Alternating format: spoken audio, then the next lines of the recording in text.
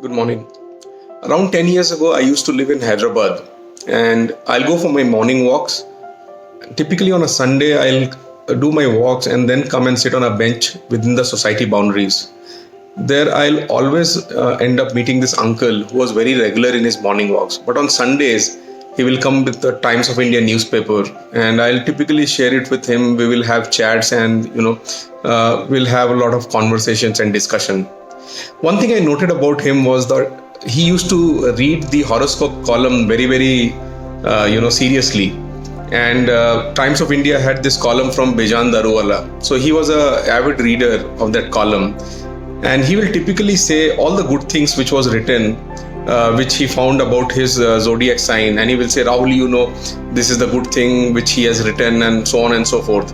But whenever it came to something which was not so good, he will just ignore and he will not even talk about it.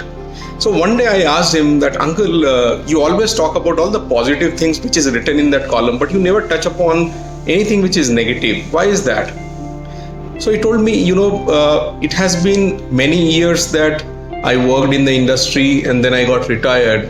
One thing I realized was when it used to talking about negative things, either circumstances or a person, everybody will latch onto it, right? Everybody will start talking about it, and in no time you will see a group of people talking negative things about maybe somebody or a situation, and so on, right? It's very easy to get attracted to negativity. But if somebody is talking positive about a person, your ego will actually stop you from accepting that somebody is also doing well and you are not the person, right? So it's very tough to move towards positivity, and you need to end up seeing positive things in the worst situation in order to improve yourself. So that is what I'm trying to do by reading only the positive things which is written in the horoscope.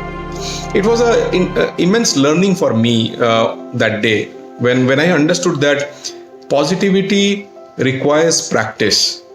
For negativity, you don't require any practice. It just happens naturally.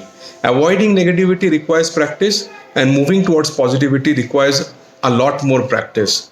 I'm trying to do that for many years now, especially after that conversation. It led me to think that I need to practice positivity, see all the positive things even in the worst scenario.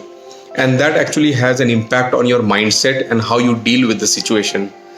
I hope and wish that you will also see positive things even in the worst situation and come up with solution which will help you move ahead. Thank you and all the best.